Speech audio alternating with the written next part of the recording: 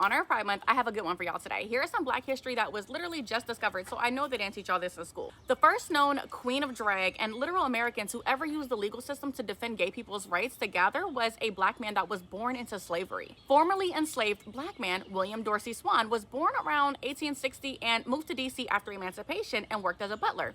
But by his 20s, he was already a leader in this vibrant and secretive community of Black men in DC, hosting regular drag balls at the first ever house in the queer ballroom scene.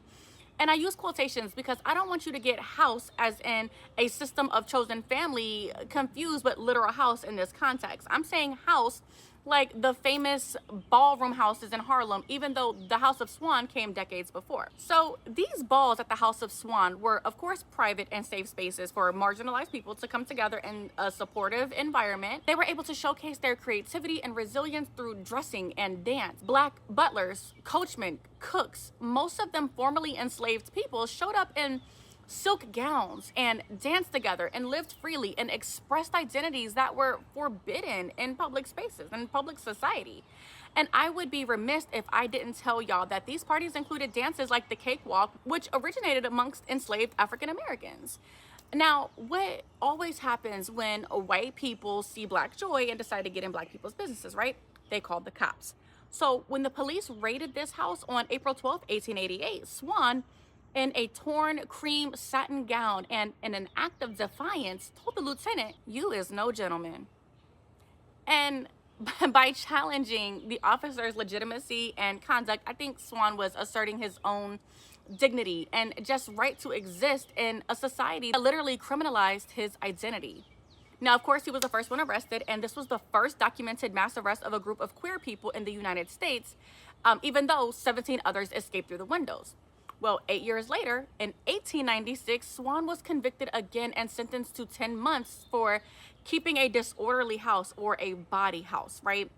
And a body house was a common and vague accusation that was used by law enforcement at the time to target any gathering that they deemed immoral, like sex work, gambling, and of course, LGBTQ assemblies. And I want to say these are like Jim Crow laws, but these are actually more like public morality laws that were used usually in tandem with Jim Crow to enforce the same societal order. Like these type of laws were used to control marginalized communities, but really just disproportionately affected the Black community. After his body house conviction, Swann basically responded by filing a pardon petition to President Grover Cleveland.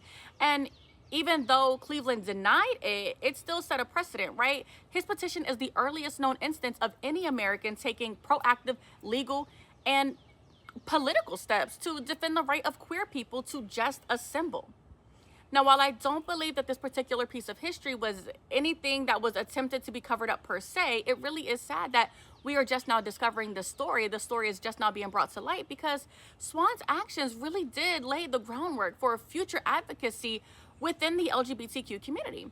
And his story is a reminder, right? His story is a reminder of the role that Black people have always played in so many intersectional fights. And in this case, a reminder that the fight for LGBTQIA plus rights often happened while facing the dual oppressions of racism and homophobia. My name is Augusta Renee, and I hope you learned something new today.